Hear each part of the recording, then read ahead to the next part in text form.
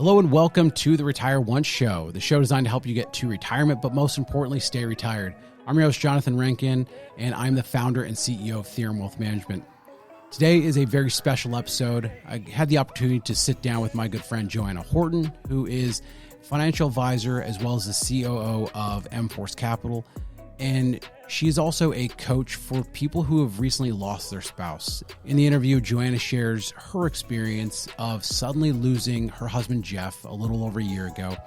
And she goes through 6 things that are very important to make sure you have in place just in case something were to happen. She shares her experience and some very useful advice and tips that will hopefully help you if you ever go through something similar. So with that, this is my interview with Joanna Horton.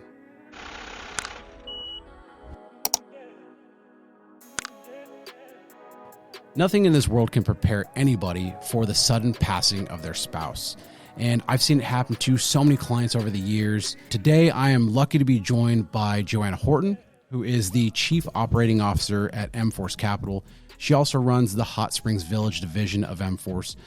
Prior to her current role, she was the Director of Global Trading for Capital Institutional Services and is currently an adjunct professor at Dallas Baptist University.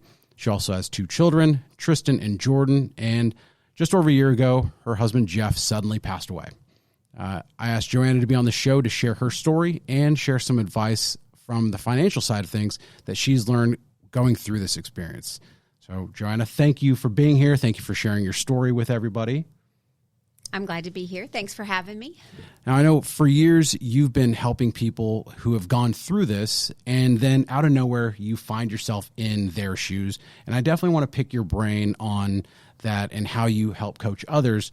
But I want to take a step back, and we do us a favor. Will you tell us a little about you, a little bit about Jeff, your relationship, and everything that happened?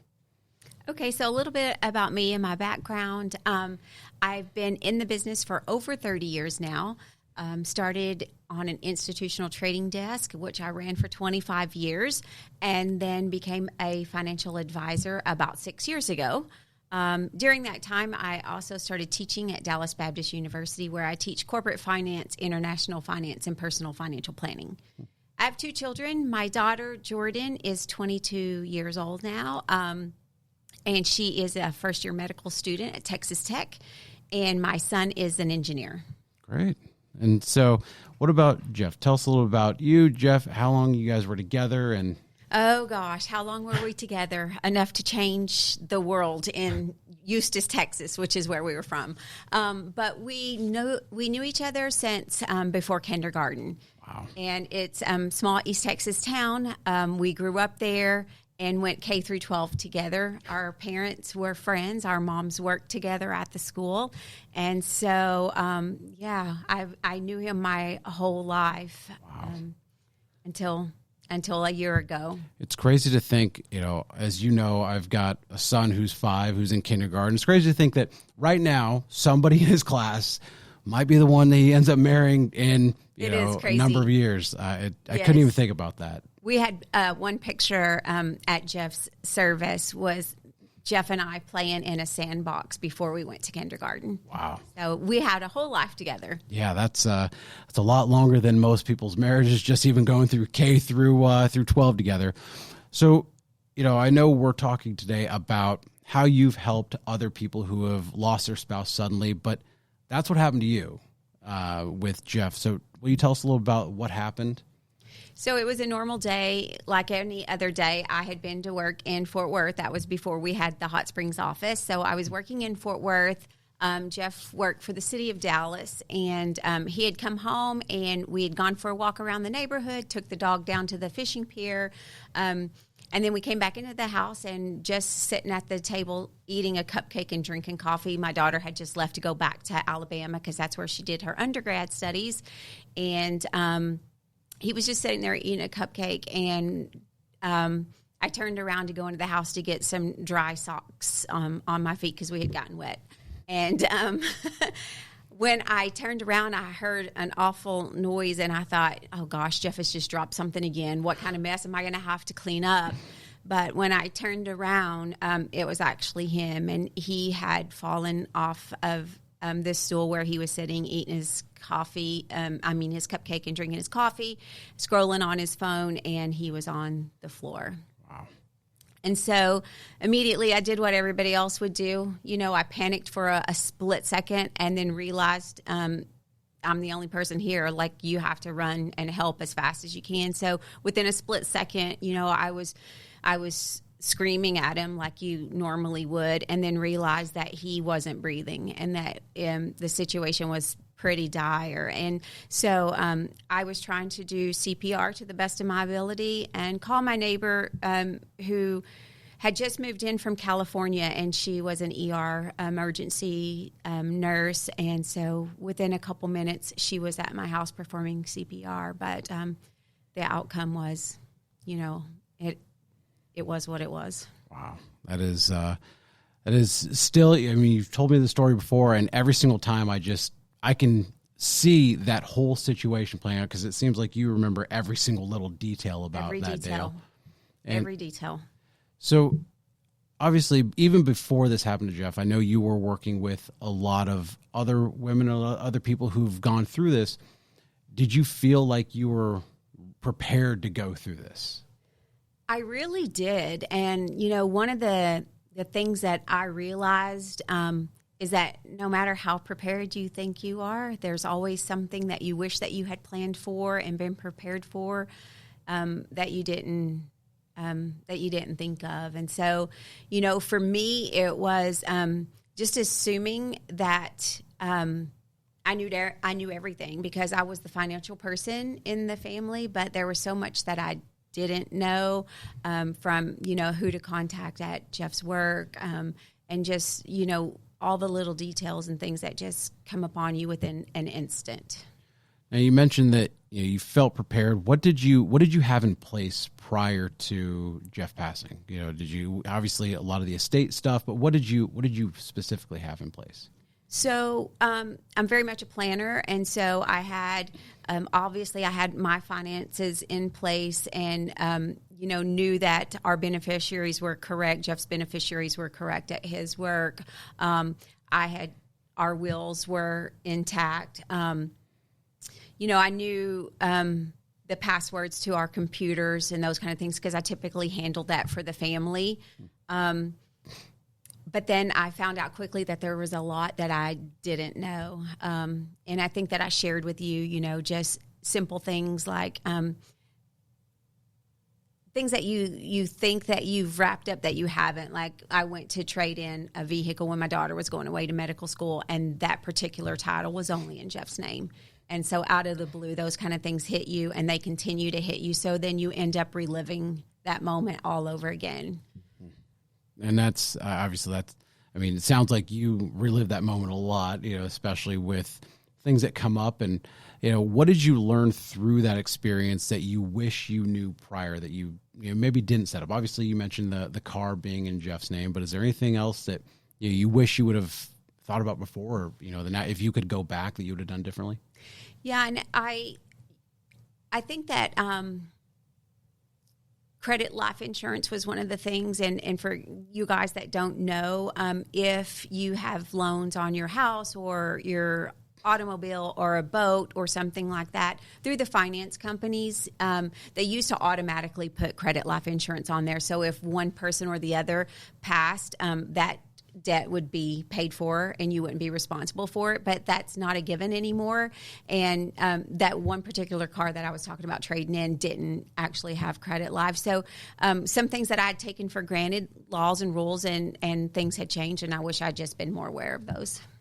So you do a lot of coaching to other people who've gone through this, and even to just people who haven't. I mean, this is something that you are very passionate about, and you always talk about 6 things that are important to have in place prior to anything happening. And I think this is very powerful, and I want to be able to share that. But the first thing you talk about is making sure that you have a team in place. What does that mean when you talk about having a team of people?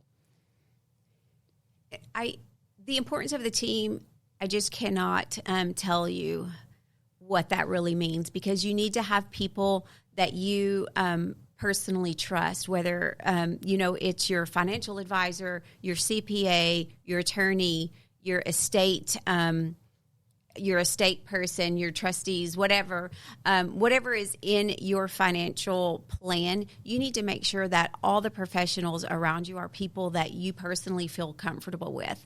A lot of us and the generation before us really relied heavily on the man of the house to take care of those things. And a lot of the ladies that I talk to and coach and teach, they don't necessarily have that relationship. And so it is invaluable when you're going through this that you know that team knows you, they understand you, they know the desires of your spouse and yourself, and they've got your back. Did you and Jeff, did you guys talk about this beforehand? I mean, obviously you set up the estate plan, but did you actually have conversations about, hey, if this happens, here's what to do, who to talk to? Did you have those conversations prior? I would say that is one of the things that I did learn through this because, like I said, I've known Jeff my entire life, no exaggeration, my entire life, and was married to him from the time we were 20 and had been married to him until 51 when he passed away. And there are still so many things that I wish that we had talked about. And, of course, we had talks along the way about, when I die or if I die first and those kind of things. But you don't necessarily take it serious and really dig into it probably the way that you should. And so I found myself, and I don't know how to say this, and I don't want it to be morbid, but as soon as they realized we got Jeff to the hospital that he had passed and there was no bringing him back. I was at the hospital for less than 5 minutes when the doctor came back and said, we've been working on him since your house and he's just gone. And then the next question is, do you want to donate organs? And so that's tough. That's a really tough conversation in that moment. But, I wish it was something that I had talked to him about and had never really discussed it, Yeah, that I would never even thought about that. Yeah. And so even though, on his license, he hadn't marked being a organ donor, as a spouse, you have the right to do that. And so that is something that you're faced with automatically. So having that team of people, that open line of communication is important to have. You also talk about the banking aspect and how important it is to have that in place. What do you mean when you talk about banking and understanding there?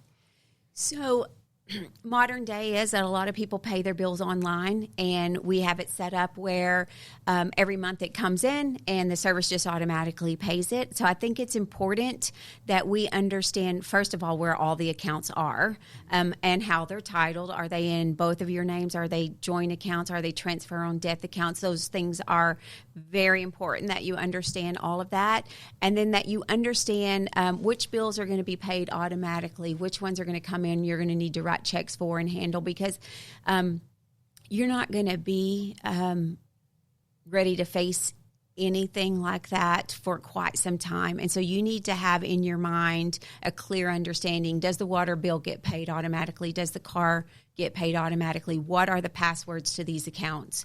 And know where that information is easily accessible. Because if you have a great financial advisor, if you have a great support team around you, you're going to trust them to help you through this time.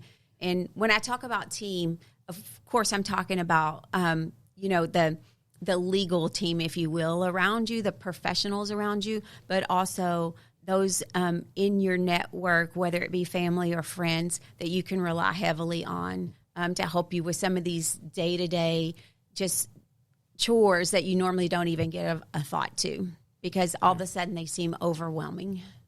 Yeah, I can imagine that having friends and family around for weeks or months, just to help out with random things was probably very helpful. Right. You mentioned something there, and that ties into the third thing that you talked about, which was passwords. So how important is it to have a document, or what do you usually recommend to some of the people that you coach when it comes to password management? So it depends on how tech savvy you are. There are systems and softwares that you can have on your system that will, store your passwords for you. A lot of people aren't comfortable with that.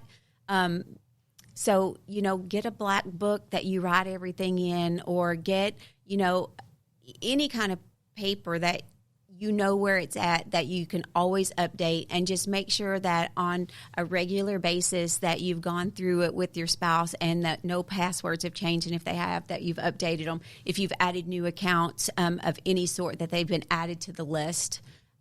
Because again, you're not going to be thinking about those kind of things. Yeah. And then, well, that kind of ties into the fourth thing, which was personal property. And you told a story about you had documents in a safe. Will you share that story? That I thought that was pretty insightful. So it's just one of those things that I didn't think through completely. But so we live in East Texas, and we own guns in Texas. And my husband is an avid hunter. And so we have a huge safe in our safe room. And only he, for whatever reason, knew the code. Like, I don't randomly go into the safe and decide that I'm going to shoot, my pistol on that day. But it's just one of the things I didn't know. And so, but also in there, I had my jewelry, and we had, our passports, and just things that you want to keep safe from any kind of weather event, whether there's, a tornado blows down the house, that what you need to get to is in that safe, and that safe is never going anywhere. They weigh thousands of pounds, Yeah. So anything that you're going to need, your marriage license, passports, everything, my jewelry, they stay in the safe. Jeff always opened the safe. It was just what he did. And so when it came time for me to get in the safe, I had no idea how to get in the safe. And honestly, if it hadn't been for my son, like standing there with him multiple times, just watching him key it in, we would have had no idea how to get into it. I was going to ask if you had to hire someone to hack the safe, if that's even possible. Tristan tried several different codes. He's like, I know it's something like this, because he had seen his dad punch it in so many times, and then he finally got it. Oh, yeah. So what about other personal? I mean, I know that a lot of people ask me, at what point do you continue keeping clothes, and how do you handle some of that stuff? And I think that is a case by case situation, obviously, but I mean, honestly, I didn't get rid of Jeff's things until I passed the year mark. And I know for whatever reason in my mind, that was the time that I felt like I could do it. And part of being able to do it, I wanted to be able to do it without crying, and I wanted to be able to do it in a sensible way. Like, where am I giving these things? Who is in need of these things? Is it the local church? Is it the Salvation Army? Is it the homeless? Like, there's so many different piles that I had. This is going to go to my nephews, because Jeff and him went duck hunting together, and these are his duck calls, and this is where he always kept them. So these are going to my nephews. But these pants over here can go, wherever. And so I just needed to be able to process it and be willing to let go of it. So for me, I didn't do it until after a year. Wow. Okay. It's good to know. And I think that's good for anybody who's watching this, that, if that happens, it's okay to hold on to some things. I think you hear some people say, no, you got to, just try to get rid of things. How do you balance that part of it? What other people are telling you versus, how you actually feel? Well, what I can say is that the majority of people by far have never experienced this. So the advice that they give you is just what they think they would do, not what they would actually do. And I really feel like that's one thing that I've learned through this, that I probably would have told somebody something a lot different before I went through it than I did afterwards, because you have to do what is best for you. And at the end of the day, who cares how long it stays in there? There's like one shirt that Jeff would wear. It's a big flannel shirt. I still have it. I won't get rid of it. But sometimes after your spouse dies, you just need to go in there and like smell the shirt and smell. I mean, I know, which sounds crazy, but it's part of the healing process, and it shouldn't be discounted by people. It's very real. No, there's nothing wrong with that. You mentioned the fifth thing was understanding insurance needs. You talked a little bit about the credit insurance, but what about other insurance? How do you determine how much you need? How do you recommend that to people? So it really depends on your debt and your living expenses and what it's going to require for you to live the best life that you can in the event that you lose somebody. And so for every person, that's going to be different, but it is something that you and your spouse need to talk through in detail, because there's so many things that change. And I know one of the things that we're going to talk about is income and how that's affected after a spouse dies. But, all those things have to be thought through, because the amount of money that you need is going to change.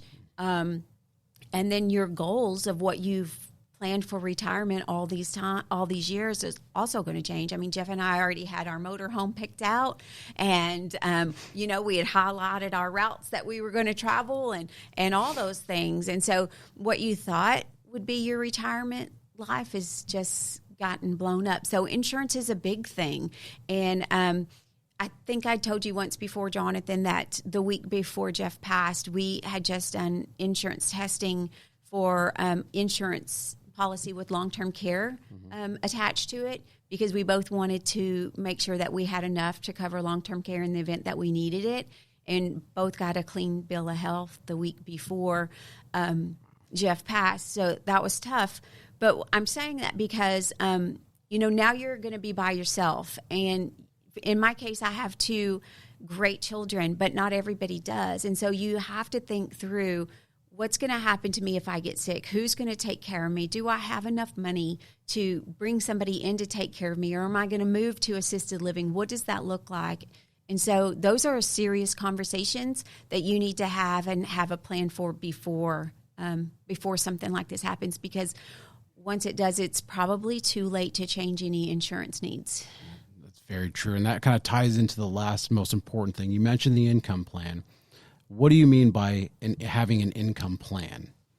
Well, what I've learned during all my teaching and helping other ladies with this is that a lot of them feel like if their spouse passes, that it's not going to affect the amount of income that they have on a monthly basis. But the majority of the time it does. We know that insurance is just one small part of that piece of how they're going to sustain their life, and the income is the rest of it. And so if you are married to a veteran, what do those survivor rights look like? How much are you going to get coming in every single month? Is that going to be cut in half, or do you have full benefits? Or if your spouse had a pension, what does that look like? How much of that money are you going to retain?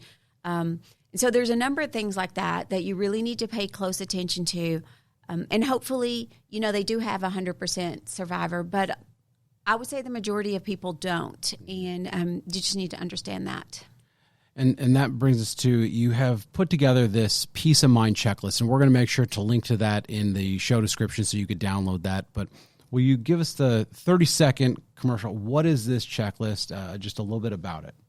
So I think it's the most important thing it is, you can just go line item, one at a time, discuss it with your spouse, find these documents, know where the will is, know where your power of attorneys are located, know what accounts those are actually going to help you with, write those things down.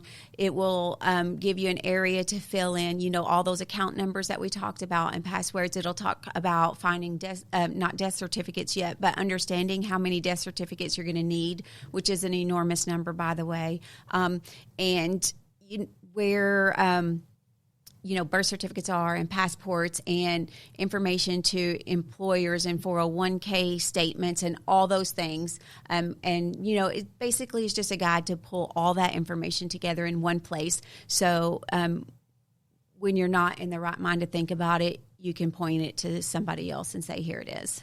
Perfect. That is very helpful. Like I said, we'll make sure to link to that in the show description. I have one last question for you, though. If you could boil everything down to the single most important thing that someone can do after losing their spouse, what would that most important thing be? For me, it was cut yourself some slack, give yourself a break. I'm very driven, and sometimes that's not a healthy thing, and it's certainly not a healthy thing in this type of situation. And what I always tell people, sometimes the most important thing that you can do isn't financial, it's emotional, and that's really just understand that take the amount of time that you need. Don't make any major decisions. don't change your lifestyle. Don't do anything on a whim. Because at the end of the day, 6 months down the road, you more than likely would have made a different decision than you did, 6 weeks after. And so cut yourself some slack, take as much time as you need, and make decisions later, because it'll be fine. Joanna, thank you so much for being here. I know this is very helpful, because I'm sorry that you went through what you went through. I know it was just a horrible experience, but you've been able to help just a number of people as they've gone through something similar. And so I know I thank you on behalf of them and on behalf of everybody who's listened to or watched this. So thank you for sharing your story. It means a lot to me that you're joining us here. And we'll make sure to link to the checklist below, as well as Joanna's contact information. If you just want to reach out, if you're going through something similar, or you just have questions, I know she's happy to help with that. All right, Johnathan, thanks for having me.